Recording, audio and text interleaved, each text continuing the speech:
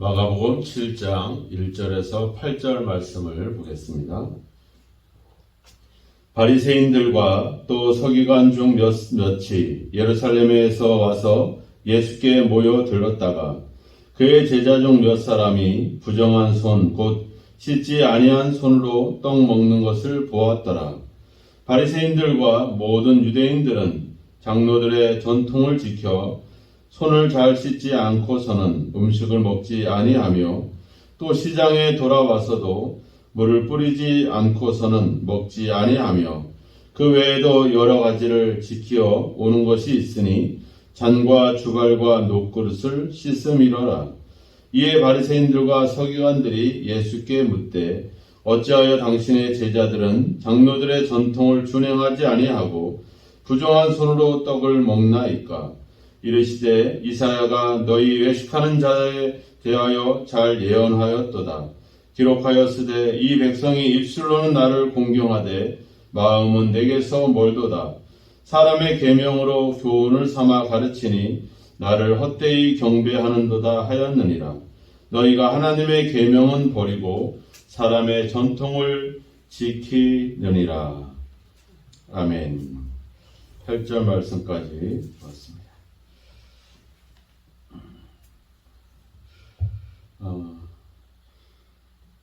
우리가 예수님의 사역을 계속 쭉 지켜보고 있지만 이제 그 예수님에 대한 어떤 종교적인 그런 반대의 세력들, 그 반대가 점점점 더 심화되고 있는 장면을 우리가 보게 됩니다.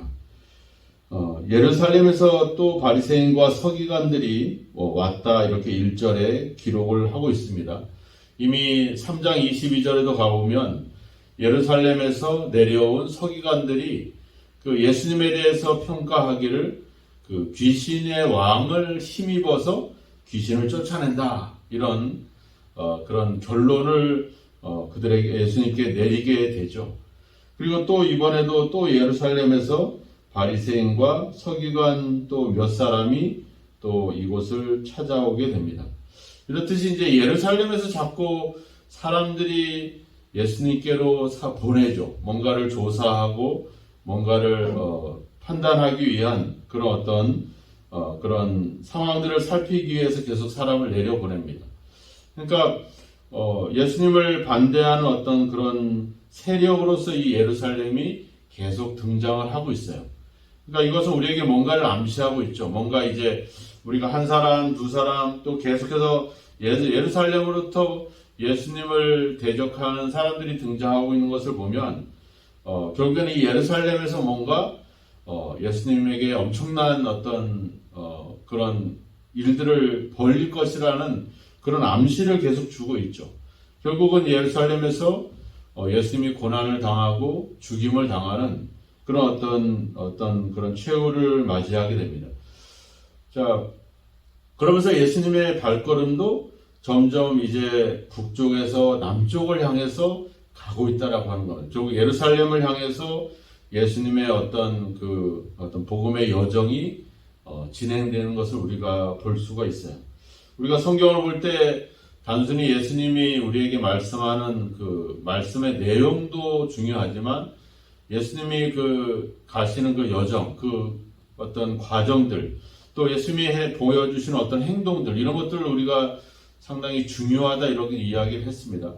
그러니까 예수님이 갈릴리 지역의 사역을 점점 예루살렘 지역으로 이렇게 옮겨가고 있는 이런 상황들을 보면서 어떻게 보면 제자들의 생각은 달랐죠.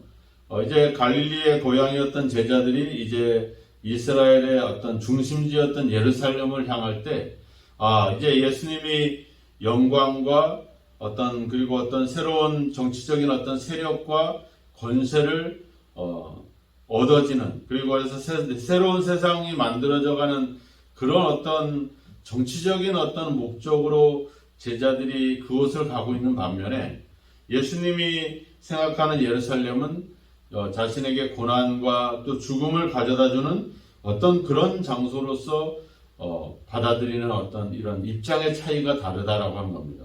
우리가 예수님을 믿으면서도 우리는 점점점 더 예수님으로 인한 우리의 삶이 형통하고 또 점점 더 견고해지고 강해지고 복을 받고, 이래서 내가 세상에서 예수 믿고 보란듯이 뭔가 내세울 만하고 자랑할 만한 것으로 우리의 믿음이 점점점, 그래서 우리가 예수 믿고 얼마나 점점점 더 잘 되고 있는가, 이런 기대를 우리가 갖고 가는 방향을 하고 있죠. 근데 성경에서 얘기하는 이 믿음의 방향은 점점점 더 환난과 고난과 시련으로 간다는 거죠.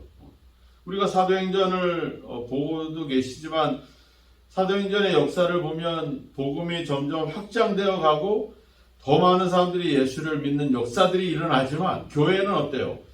점점 더 큰 환난 속으로 갑니다. 네로 황제나 이런 시기에는 엄청난 사람들이 죽임을 당하게 되죠. 베드로, 바울, 이 엄청난 위대한 사도들이 다 죽임을 당합니다. 그러니까 우리가 예수님을 믿고 가는 믿음의 방향과 예수님이 우리에게 우리 삶의 역사해 주시는, 보여주시는 그 길이 좀 다르다라고 하는 사실입니다. 사람들도 점점점 예수님을 더 깊이 알아가는 그런 과정 속에 있는 것이 아니라, 이런 눈에 보이는 현상들, 병을 고치고 귀신을 쫓아내는 그런 것에 더 사람들은 혈안이 되고, 그런 이야기와 그런 사건 속으로 점점 휘말려가는, 그래서 성경이 가는 길, 성경에서 말하고 있는 길과 우리가 생각하는 길이 다르다는 것. 오늘 이 예수님을 반대하는 이 근본적인 이유는 뭡니까? 5절에 나와 있잖아요, 그죠? 당신의 제자들은 장로들의 전통을 준행하지 아니하고 부정한 손으로 떡을 먹나이다, 이렇게 나오죠. 누가? 당신의 제자들이, 그죠? 근데 누구한테 물어봐요? 예수님께 물어봐요, 그죠? 아니, 제자들이 잘못하고 그랬으면 제자들에게 물어봐야지 왜 예수님께 물어보냐 이거죠. 그리고 이 사람들이 예루살렘에서 왔잖아요, 그죠? 그러니까 예수님이 갈릴리 지역에서 그렇게 유명세를 떨고 많은 권능을 행하고, 그럼 그것이 진짜 어떤 이야기를 하고 있고 어떤 가르침을 주고 있고 그 권능의 목적은 무엇인지를 조사하려고 하는, 그런 살피려고 하는 목적이 아니라 이미 결론을 내려놓고 그 결론에 대한 근거를 찾기 위해서 온 거라는 하는 거죠. 즉 귀신의 왕을 힘입어서 귀신을 쫓아낸다. 그리고 이런 율법과 전통을 무시한 채 어떤 아주 이단적인 그런 어떤 사상과 가르침을 갖고 있다라는, 말하면 이미 편견과 어떤 악의를 품고 거기에 대한 어떤 법적인 어떤 증거들을 찾기 위한, 그러니까 이미 예수와 그 일행은 이단이다. 이미 그들은 범죄자다. 율법을 범한 자들이다. 범법자들이다. 이렇게 규정을 해놓고 거기에 대한 근거들, 증거들을 찾기 위한. 근데 마침 제자들이 손을 씻지 않고 떡을 먹는 것을 보면서 그것을 근거로 삼는, 그래서 그 근거로 인해서 예수께 그 책임을 추궁하는 이런 어떤 과정으로 이 이야기들을 하고 있다라고 하는 겁니다. 결국은 자기들이 이야기하고 있는 이 어떤 장로들의 전통, 장로들의 유전, 이런 것은 결국 뭐겠습니까? 그것은 결국 하나님의 율법, 하나님의 말씀이 아닌 거죠. 이 장로들의 유전, 전통, 이것이 결코 나쁘다고 하는 것은 아닙니다. 이 유전이 왜 생겼어요? 하나님의 율법이 있는데 그 율법을 더 잘 지키기 위해서, 그리고 그 율법을 완벽하게 지키기 위해서 어떤 세부적인 그런 어떤 규칙들, 또 세부적인 어떤 것을 우리 실제 생활 속에 적용하기 위해서 좀 이해가 쉽게 하도록 하기 위해서 그 폭을 좀 넓혀 놓은 것이죠.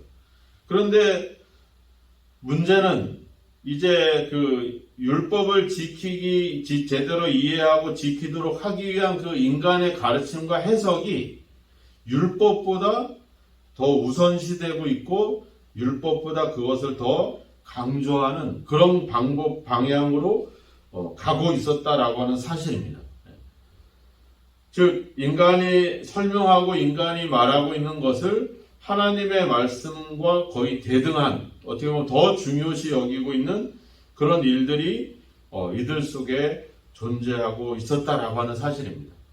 하나님의 말씀을 기초로 하지만 오히려 그 말씀보다 더 중요시 여기고 더 강조하고 있는 것, 인간의 가르침을 그것을 기준으로 삼고 있는 것, 이런 문제가 그들 속에 생겨났다라고 하는 거죠. 우리가 전통이라고 하는 것도 있잖아요. 우리가 어떤 한옥이라든지 또 우리가 한식이라든지 어떤 음식이나 거주하는 것이나 또 우리가 갖고 있는 어떤 유교적인 사상이나 여러 전통이라고 하는 것도 우리가 사람들이 가지고 있는 경험이라든지 또 그동안에 살아오면서 관찰되었다라는 것인지 또 그것이 반복되면서 하나의 규칙으로 하나의 규범으로 자리 잡은 것이 전통이거든요.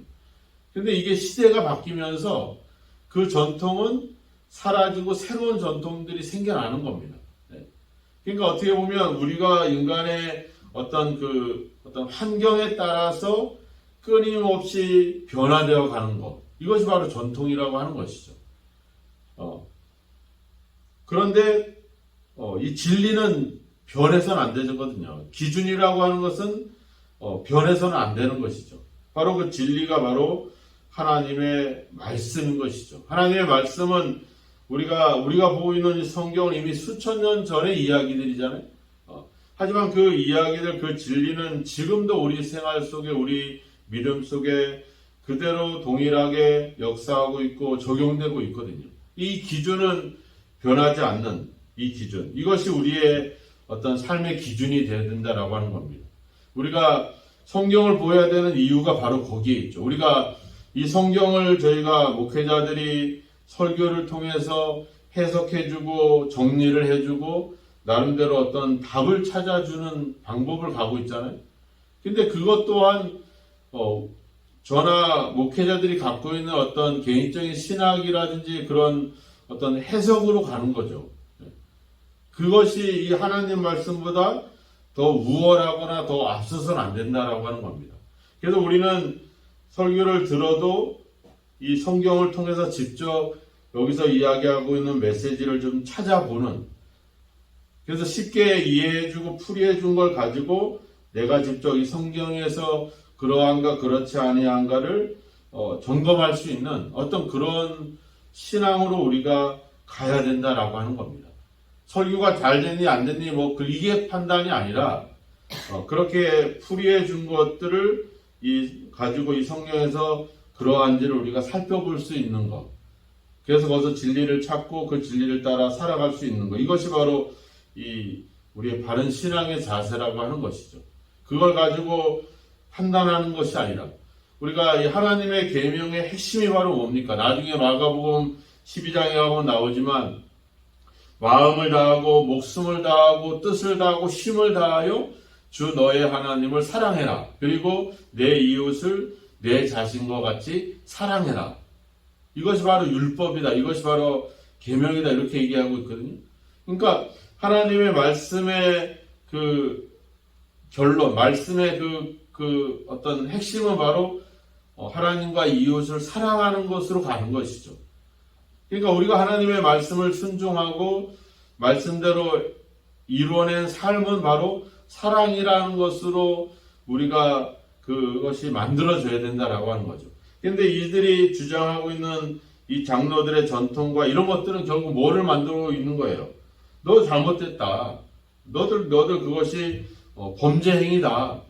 네 제자가 그렇게 부정한 손을 씻고 있는데 그것을 가만히 내버려 두냐 하면서 판단하고 비판하고 비난하는 것으로 가고 있다는 것입니다. 그러면 결국은 이들이 갖고 있는 이 전통이라든지 이 말씀이라고 하는 것이 결국은 잘못된 방향으로 가고 있다는 것을 우리에게 여실히 보여주고 있는 것이죠. 왜 하나님의 진리를 기준하지 않고 사람의 가르침을 우선시하고 중요시하다 보니까 오늘날 우리가 교회들이 각 교단으로 많이 갈라져 있잖아요. 왜 그래요? 하나님의 말씀이 아니라 사람의 가르침을 우선시하다 보니까 그 신학에 대한 그 신학을 따르다 보니까 우리가 만들어내는 것은 결국 그 각자들의 해석에 따라서 달라지는 그런 그들의 주장을 따라가는 그런 방법으로 교회들이 다양하게 갈라지는 현상들이 나타날 수밖에 없죠. 그러면서 서로 싸우잖아요. 너의 신앙, 너의 가르침, 너의 교리들은 이상하다, 다르다 이러면서 서로 벽을 만들고 서로 연합하지 못하는 이런 것들. 그래서 우리 그리스도교에서 이야기하는 것은 뭐예요? 성경으로 돌아가자. 그런 어떤 인위적인 것들을 좀 배제하고 본질로 돌아가고 성경으로 돌아가고 사도행전적인 어떤 그런 교회의 형태로 우리가 교회의 모습으로 돌아가서 그들의 정신으로 돌아가서 그들의 신앙으로 돌아가서 우리가 본질을 회복하자. 이것이 바로 그리스도 교회가 향하고 있는 어떤 길이라고 하는 겁니다. 그러니까 우리의 믿음의 방향도 그렇게 가야 되겠죠. 그래서 오늘 나의 믿음과 나의 삶이 과연 이런 사랑의 결과로 가고 있는지 아니면 이 예루살렘에서 내려온 이 사람들처럼 뭔가 편견과 악의를 품고 비판하고 비난하면서 그 얘기는 결국 뭐겠어요? 자기들은 옳고 다른 사람들은 틀리다. 우리는 옳았고 예수는 잘못됐다. 이것을 얘기하려고 하는 거죠. 그래서 뭐예요? 우리가 더 우월하고 우리가 더 잘났다. 이런 자랑으로 가는 거. 그리고 못난 자들은 핍박하고 박해하고 죽이고 없애버리는 거. 여기 이제 사랑이 아니죠, 이것은. 그래서 우리의 믿음의 결과가 우리가 말씀의 순종이 사랑으로 열매 맺고 있는지, 그리고 또 우리의 삶의 기준이 하나님의 말씀이 아닌 어떤 사람의 가르침, 어떤 그런 어떤 오래된 관습, 관행, 전통 이런 것들이 내 신앙과 내 믿음을 좌우하고 있지는 않은지 한번 우리 자신들을 한번 돌아봐야 될 줄로 믿습니다. 오늘도 오늘의 믿음과 하나님의 말씀에 대한 순종이 하나님과 이웃을 사랑하는 결과를 만들어가는 그런 역사가 있기를 축원합니다. 오늘의 삶이 사람의 계명이 아닌 하나님의 말씀으로 오늘 주님께서 이야기하는 것처럼 입술로는 나를 공경하되 마음은 내게서 멀도다. 오히려 반대로 우리의 중심을 보시는 하나님 앞에 우리의 마음이 진심으로 하나님의 말씀을 따라 순종함으로 사람을 만들어내는 그런 결과로 더 나아가는 그런 저와 여러분의 믿음이 되어지기를 주님의 이름으로 축원합니다. 기도하겠습니다. 하나님 아버지 감사합니다. 우리 속에서 말씀하시고 또 성경을 통해서 우리에게 주시는 하나님의 말씀이 우리 삶의 우리 인생의 우리 아버지 행동의 기준이 되어지기를 소망합니다. 아버지 주여 사람의 가르침과 경험과 사람의 아버지 철학이 아버지 주여 주장되어지고 아버지 그것을 기준으로 아버지의 시대에 따라 환경에 따라 변화무쌍한 그런 아버지 삶이나 믿음이 되어지지 않기를 원합니다. 하나님 말씀 위에 우리의 믿음의 뿌리를 세우고 흔들림이 없는 바른 믿음의 길을 걸어갈 수 있도록 오늘도 우리를 성령으로 인도하시고 성령께서 우리로 하여금 하나님의 말씀을 잘 생각나고 말씀을 다 잘 따라 행할 수 있도록 우리에게 능력을 더하시기를 간절히 원하고 소망합니다. 우리의 믿음이 하나님의 말씀에 대한 순종이 아버지 하나님을 또 이웃을 사랑하는 결과로 아버지 나아갈 수 있도록 주여 도와주옵소서. 사람의 가르침을 따라 오늘도 비판하며 판단하며 편견을 갖고 살아가지 않도록 우리를 하여금 하나님 말씀 위에 바른 믿음의 신앙을 세워갈 수 있도록 주여 도와주옵소서.